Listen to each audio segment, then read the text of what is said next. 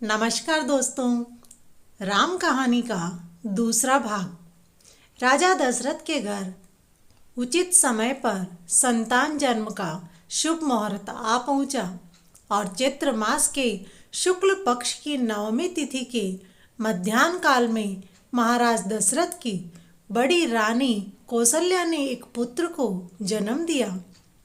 उसके 16 घंटे बाद रानी कैकेयी ने एक पुत्र को और उसके 7.5 घंटे बाद सुमित्रा ने 2 पुत्रों को जन्म दिया। 4 राजकुमारों के जन्म की सूचना पाकर महाराज दशरथ अति प्रसन्न हुए। उन्होंने खबर लाने वाली दासी को अपने गले की कीमती माला बधाई के रूप में उतार कर दे दी और मंत्री सुमंत को आज्ञा दी कि पूरे राज्य में उपहार और मिठाइयाँ बंटवाओ। राजकुमारों के जन्म की खबर पाकर सारे राज्य में खुशियाँ छा गई। महाराज के आदेश पर महल और दरबार में ढोल ताशे बजने लगे। दास दासियाँ भी राजकुमार शिशुओं के रोने की आवाज़ें सुनकर आनंद विभोर हो उठी।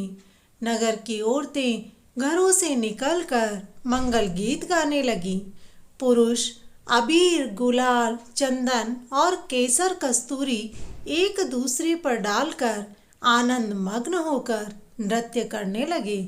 महाराज दशरथ ने पूरे नगर को दुल्हन की तरह ध्वजों और बंधनवारों से सजा दिया। महाराज ने रथ पर अपने कुल गुरु वशिष्ठ जी को आदर सहित लाने के लिए एक सेवक को भेज दिया। कुल गुरु अन्य कई ब्राह्मणों के साथ अयोध्या के महल में पधारे तो महाराज दशरथ ने उनका हर प्रकार से स्वागत किया।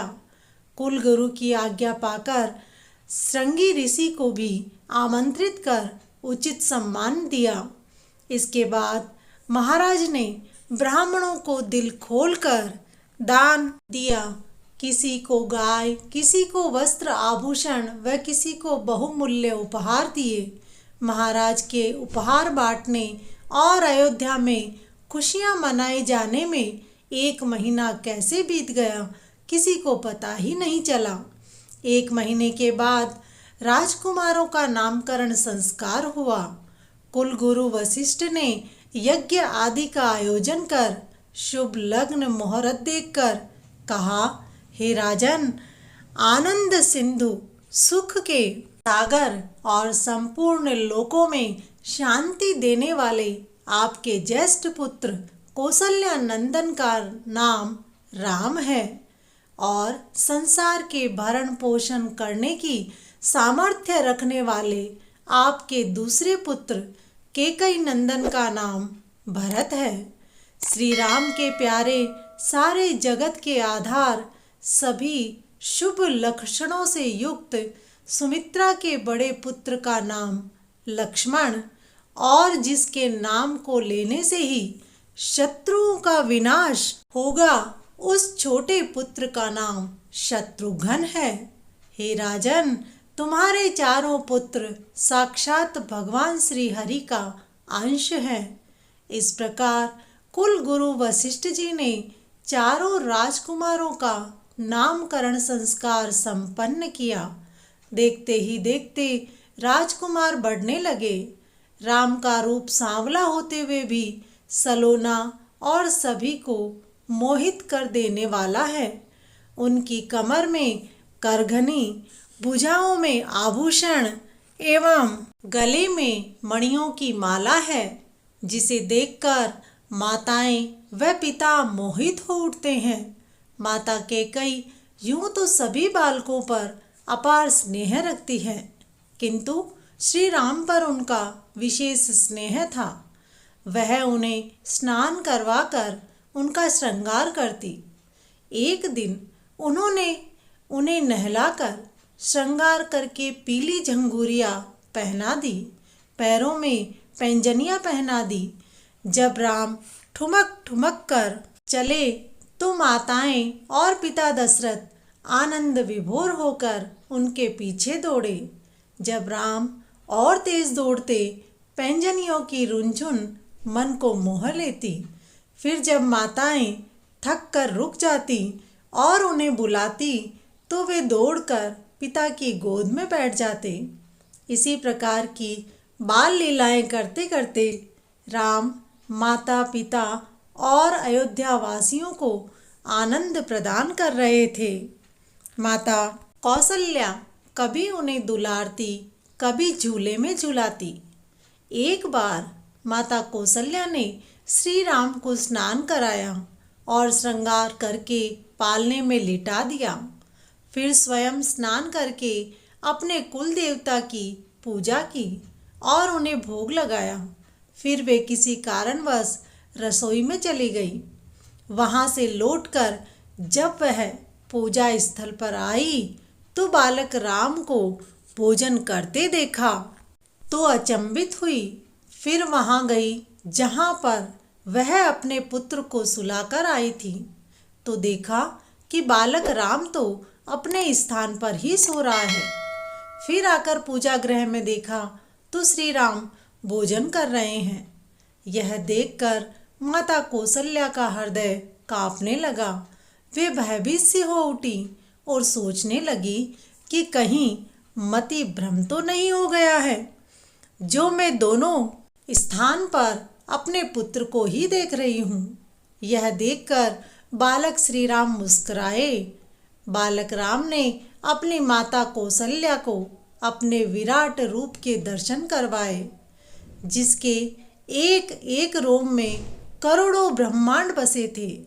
अनगिनत सूर्य, चंद्रमा, शिव, ब्रह्मा, अनेक पर्वत, नदियाँ, समुद्र, पृथ्वी, वन, काल, सर्प, गुण, ज्ञान, स्वरूप आदि दिखाई दिए। इस रूप को देखकर माता कौसल्या की आत्मा पुलकित हो गई। वह अपनी सुध बुध खो बैठी। मुँह से एक भी स्वर नहीं निकल सका। फिर नेत्र मूंद कर उन्होंने श्री राम के चरणों में शीश झुकाया। माता की ऐसी हालत देख राम जी फिर से अपने बाल रूप में आ गए।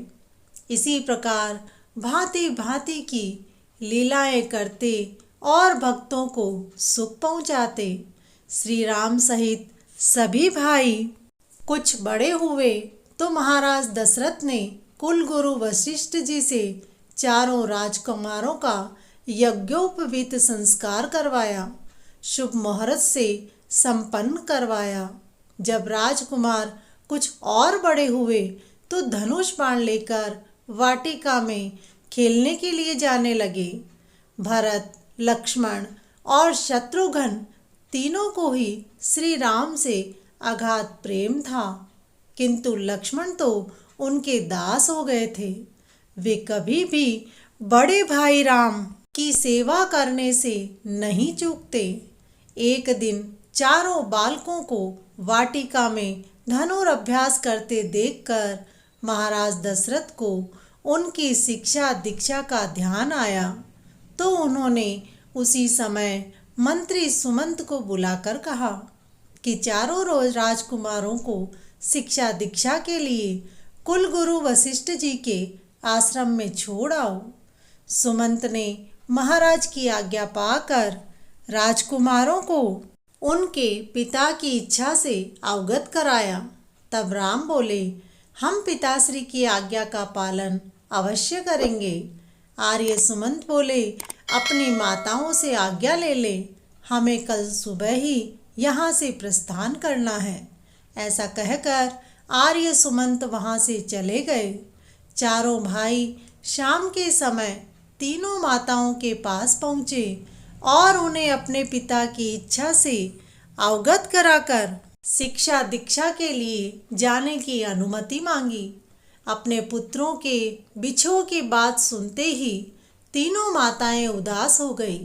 उन्हें ऐसा लगा जैसे मानो महाराज ने पुत्रों को आश्रम भेजने की बात कहकर उनके कलेजे से दिल निकालने की आज्ञा दी हो, किंतु कुल मर्यादा और बालकों के भविष्य को देखते हुए उन्हें शिक्षा दीक्षा हेतु जाने की आज्ञा देनी ही पड़ी। ये क्षण तीनों माताओं पर बड़े कठिन गुजर रहे थे। दूसरे दिन प्रातःकाल माताओं और पिता ने बालकों को आशीर्वाद देकर मंत्री सुमंत के साथ कुल गुरु वशिष्ठ के आश्रम में भेज दिया। चारों राजकुमार साधारण वेशभूषा में कुलगुरु वशिष्ठ के आश्रम में आ गए। कुलगुरु ने अन्य विद्यार्थियों की भांति ही नियम आदि बताकर चारों राजकुमारों को अपनी शरण में ले लिया। चारों भाई गुरु के आश्रम में रहकर शिक्षा ग्रहण करने लगे। वे गुरु की सेवा करने का कोई अवसर नहीं चूकते थे। कुछ ही समय में चारों भाई वेद वेदांतों में निपुण हो गए।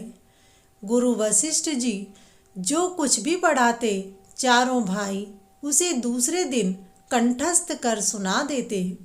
उन्होंने चारों राजकुमारों को वैदिक, नैतिक, आध्यात्मिक, राजकर्म, सेवा धर्म आदि की शिक्षा देकर पूर्ण शिक्षित कर दिया।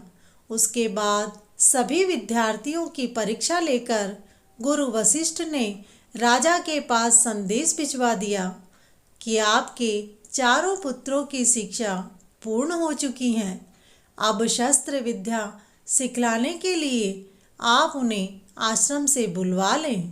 गुरु वशिष्ठ का संदेश प्राप्त होते ही महाराज दशरथ और तीनों माताएं अपने पुत्रों को देखने एवं मिलने के लिए बेचैन हो उठी। महाराज दशरथ ने उसी समय मंत्री सुमंत को बुलाकर कहा, आर्य, कुलगुरु वशिष्ठ के आश्रम से संदेश आया है कि चारों राजकुमारों की शिक्षा पूर्ण हो चुकी है। वे चाहते हैं कि अब राजकुमारों को शस्त्र विद्या के लिए वहां से वापस बुला लिया जाए। इसीलिए तुम रथ लेकर जाओ और राजकुमारों को जल्दी से ले आओ। हमारी और उनकी माताओं की आंखें उन्हें देखने के लिए तरस रही हैं।